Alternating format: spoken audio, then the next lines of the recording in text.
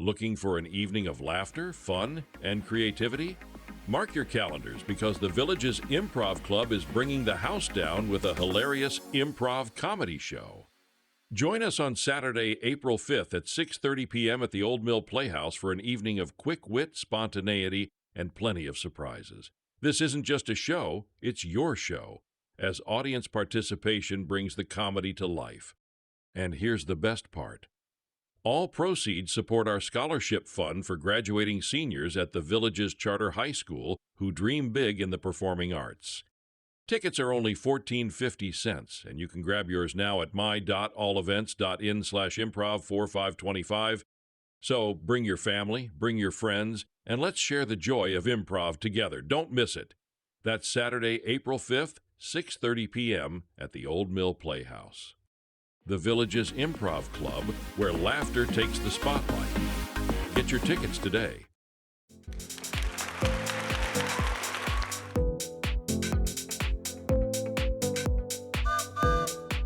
Welcome to the Open Forum in the Villages, Florida. In this show, we talk to leaders of clubs and interesting folks who live here in the Villages to get perspectives of what is happening here in the Villages, Florida. We are a listener-supported podcast. There will be shout-outs for supporters in episodes. This is Mike Roth.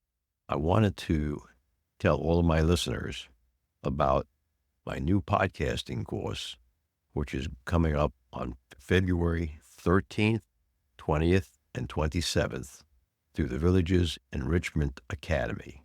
The course will be held at the Rohan Recreation Center, and the course will take a total podcasting beginner and turn you into someone who knows how to put together a good podcast.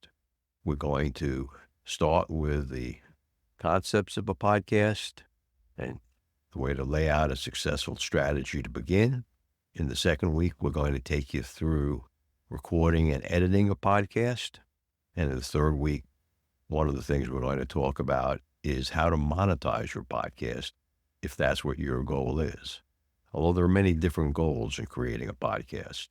If anyone wants to talk to me about what's in the course and whether or not they should take it, feel free to reach out to me at mike@rothvoice.com. If you've already decided that you want to register for the Podcasting 101 class for beginners, there are 3 easy ways to register.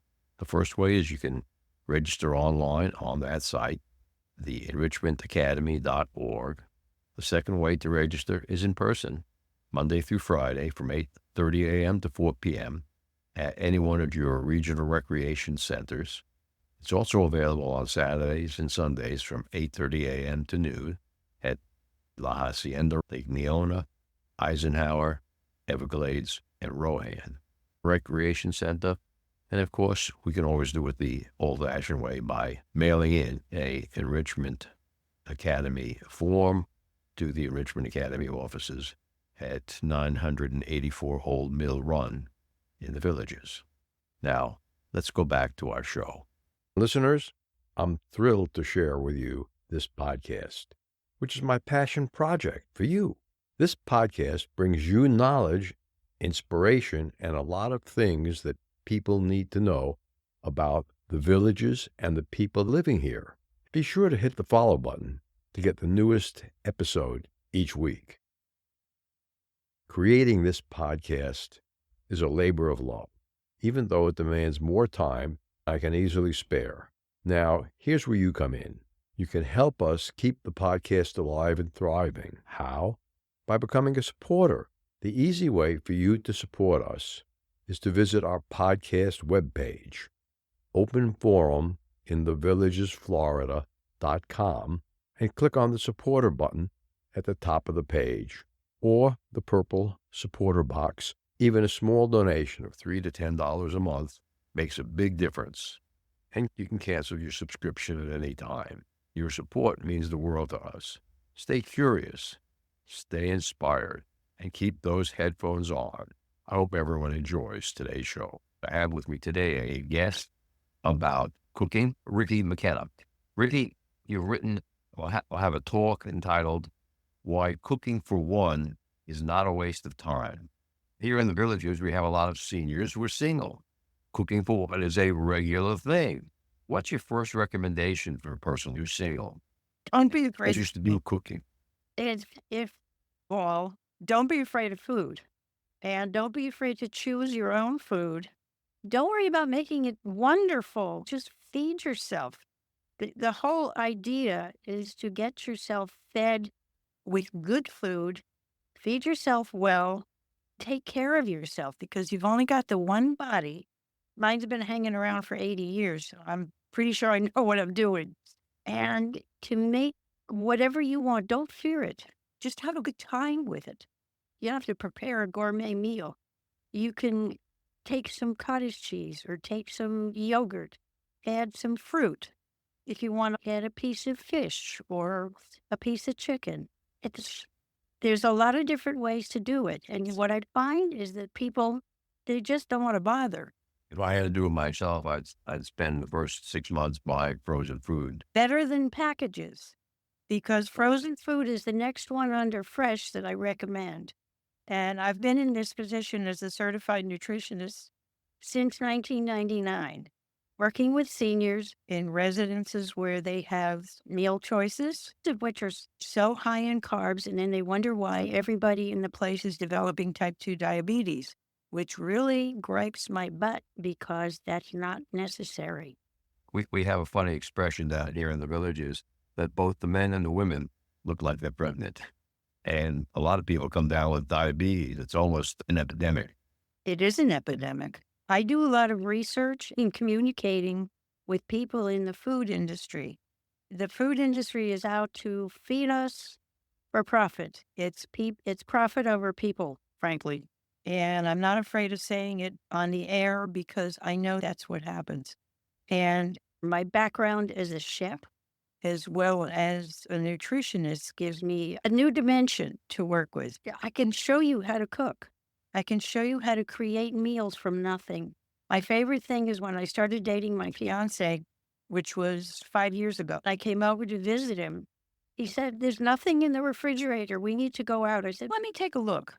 I do love to cook. I've been cooking since I was little. My kids cook. My late husband cooked. I presented him with what he called a gourmet meal because there was stuff in his refrigerator, but he had no idea how to prepare anything, which a lot of men don't, but a lot of women don't either. I'll be the first to admit I haven't spent a lot of time learning how to cook very many things. I did learn how to make extremely good garlic bread. What'd you put it with? First, you got to get a good Italian bread. You slice it on. Then you melt butter with a lot of garlic and broil it until it's a little bit golden and sizzling. Or you could sprinkle a little parsley on it. You think of that. Oh, yeah. What's funny? I didn't even think of that from people so often. And that's what made me start doing pandemic cooking in March of 2020 on Zoom. I did it because people weren't getting together physically anymore. It morphed into what I now call Ricki's Kitchen, which is, if you look carefully here, it says food for thought. It's not just food. My book, which I will happily show you, Yes, You Can Eat Well and Eat Right. And that doesn't mean you have to prepare a gourmet meal all the time. And the thing about my book is it's not just a cookbook. There are 19 foods in there. And at the end of the information about each food, there's a recipe that utilizes the food. And there's also some blank pages. So if anybody's ever used a cookbook, this is unusual because there aren't any. And they're there for a reason. Because if you have food allergies or a desire for more garlic in your bread than it actually calls for, or whatever it is, a different spice, you want to change the recipe a little bit and make it yours, that's why the blank pages are there. Is that book available on Amazon? Or Yes, You Can Eat Well and Eat Right. But if you want the spiral version, which makes a lot of sense because as one of the buyers in a store where it's being sold in Houston said, you don't have to keep it open with soup cans to use it. that makes a lot of sense for a cookbook. Oh, yeah. What's interesting, I think it's the only spiral-bound cookbook on their shelves. Had a lot of success with that. I will ship it in the mail. It's 32 on my website. It's 32 on Amazon, but the one on Amazon is a paperback. For the same amount of money, go to rickiskitchen.net and buy the book. What is your favorite recipe with Brussels sprouts? I'm so glad you asked that, because when I was a kid, I hated Brussels. It's one of the vegetables that I love. I absolutely love them now because you take the fresh ones, wash them, cut them in half, put them on a rimmed cookie sheet. I spray them with a garlic spray and an olive oil spray. Sprinkle garlic, a little bit of salt, and maybe some other spice that you like. I sometimes use ginger. So you cut them in half? Yeah, cut them in half lengthwise. They cook face up or face down? First, they cook face down, okay? Because you're putting them in, you're baking them. So they will brown on that side, and then flip them over after about 10 or 12 minutes and cook them on the other side. If you're not sure if they're done, taste one, or just turn the oven off, keep it closed, and let them sit for another 10 minutes. They don't get overdone. They just get done to the point where they're still juicy, and all the spices soak in, and the olive oil gives them a little bit of pizzazz as well. And it's good for your joints. That's a great vegetable. Wonderful vegetable. It has the fiber that most seniors don't get. And one of my other recommendations is to scrub, don't peel, especially when you're using things like potatoes, sweet potatoes, carrots, or even beets, turnips. Not to scrape them off? No. Scrub. Scrub. Sponges have a side that's for scrape first. Rough edge. Actually, carrots, you can scrape them and still get the good nutrition. That's one of the few vegetables. But if you take a turnip or a beet, scrub the daylights out of it and then bake it or roast it or whatever you want to do with it. If the senior who's living alone wants to make something that's a high protein meal, amen. Are we talking about keto or something here? Just flavorful. I take chicken thighs most of the time, or you can take a breast and slice it or cut it bite-sized. Yeah. Put it in a pan with lemon pepper. Most lemon pepper comes with salt. So if you're using low salt, which sometimes I believe in, it depends on the individual, bake or roast it. Put a little bit of butter or olive oil with it. Olive oil or avocado oil can be sprayed to give things a little bit of juiciness. Put that in the oven, or you can even do it in a skillet. Just plain lemon pepper. You'll be amazed what it does. Yeah. Actually, I've got chicken in the refrigerator right now marinating in lemon pepper. Is that a spice you bought? You can find that in most grocery stores. Piggly Wiggly or any of those will have it. Really? My parents lived in Inverary for about 25 years. So I'm familiar with Florida and some of the places down there. We're in the villages, and our podcast is heard all over Central, as well as people who are coming down to the villages for a lifestyle trip to find out about it. Came down here, and we have a lot of snowbirds in the summer season. Probably 5% of the villages is vacant, and the traffic is wonderful. Unlike other places with traffic. Yeah, we have a lot of traffic circles here. What's your opinion of some of the snack foods like potato chips, pretzels, and that kind of stuff? You know what Hazarai means? Yes. Do I need to say more? Okay. No, seriously. Rest of them, and didn't know you were a member of the tribe. I am a member of the tribe.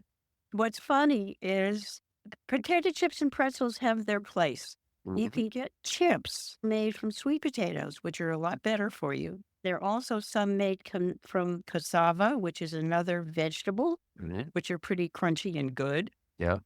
I think the ones made out of banana. Banana chips are different. That's lean. Plantains. Yeah. They're actually not too bad for you. There's some good nutrition in there.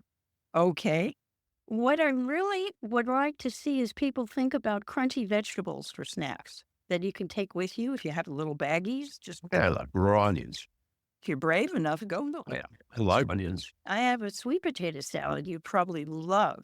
It's sweet potatoes, raw onions, the red onion, and I use a little bit of roasted pumpkin seeds.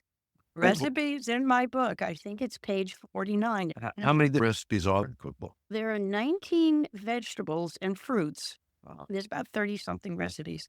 It's not just the recipes, though. I want people to understand, because there's so much misinformation about nutrition out there and about foods. Food is medicine.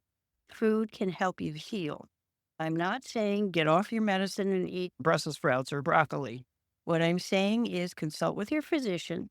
Look at what you're eating very carefully.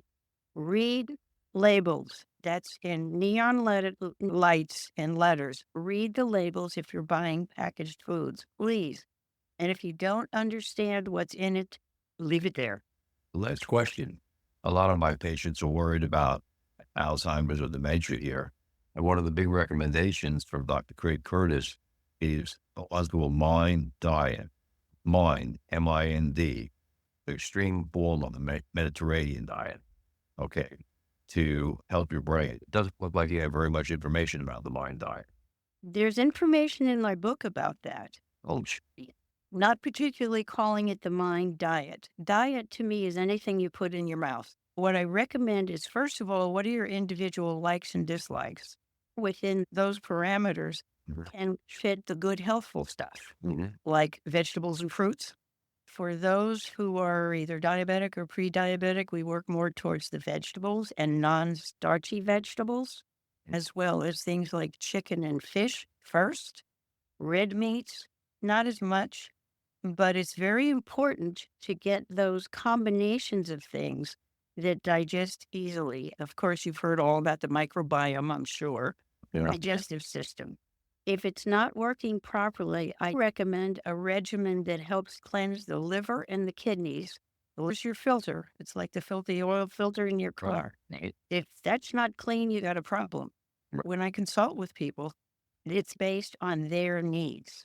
And so we work up menus and really helping them get the skill of preparing things for themselves. It is a skill, but it doesn't have to be a chore. Eating right for healing yourself is what I advocate. I have a membership site. If you're interested, it's called Patreon, Patreon.com.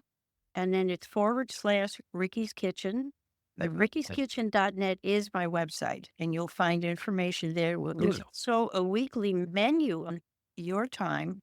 I hold them at 11 o'clock Central Time, which is an hour earlier than you are. I have a lot of fun. They're live. I had a fire in the oven one time. That was interesting. On camera. Okay, on fire extinguisher. Don't use a fire extinguisher on your oven. You can blow up the whole thing. That's a tiny fire. The flames were coming out from the bottom of the oven, and I said, oops, excuse me. I went over there, opened it up, and I grabbed a towel on the way over, and I smothered it. We got lucky. Yeah, and you can buy those. There's some new things out on the market now, as a matter of fact. I think Amazon has them. I think they're called fire blankets. Yeah, and they're better than an extinguisher. Teflon cuts the air off the fire. You want to smother it.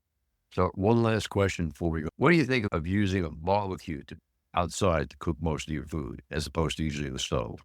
As long as you're not charcoaling it. No, again, barbecue. That's barbecue. Yeah. Okay, so you can control the temperatures then. Oh, yes. That's good. You can also use a pan on a barbecue like that. Saute, if you don't want the heat in the house, then go outside. Good.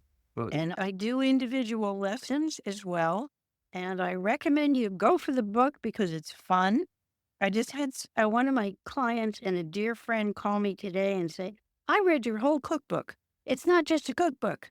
I'll have to consult with my wife to see if she wants another cookbook. It's not a cookbook. Thanks for joining us on Open Forum in the Villages. Thank you, Mike. Be well. Dr. Curtis, what can someone do if they know that they have Alzheimer's that runs in? So there's a lot that they can do. So published actually in the Journal of the American Medical Association in February of 2024, so this month. This was a study done primarily at Rush University in Chicago, looking at those with brain amyloid. So those people that already have amyloid, can a healthy lifestyle protect them from developing dementia? And the answer was yes, by following these five healthy habits that were tracked. And those were they did not smoke, they did moderate exercise for at least 150 minutes a week. They kept their alcohol consumption to a minimum, approximately 1 to 2 drinks a day, and they regularly stimulated their brain by reading, going to museums, etc. And the final category was how well they followed the Mind Diet, or a Mediterranean type diet. And they used autopsies They actually used approximately 530 autopsies to prove that those that followed those healthy lifestyle habits or had those healthy lifestyle habits actually had less amyloid. It correlated. Those had less amyloid in their brain. With over 20 years of experience studying brain health, Dr. Curtis's goal is to educate the Villages community on how to live a longer, healthier life. To learn more, visit his website, craigcurtismd.com, or call 352-500-5252 to attend a free seminar. Remember, our next episode will be released next Friday at 9 a.m. Should you want to become a major supporter of the show or have questions, please contact us at mike@rothvoice.com. This is a shout-out for supporters Gerald Long, Tweet Coleman, Ed Williams, Dwayne Romich, Paul Sorgen, Kathy Loving, and Dr. Craig Curtis at K2 in the Villages. We will be hearing more from Dr. Curtis with short Alzheimer's tips each week. If you know someone who should be on the show, contact us at mike@rothvoice.com. The way our show grows is with your help. Text your friends about this show if you enjoyed listening, or just tell your friends about the show. We thank everyone for listening to the show. The content of the show is copyrighted by Roth Voice 2025. All rights reserved.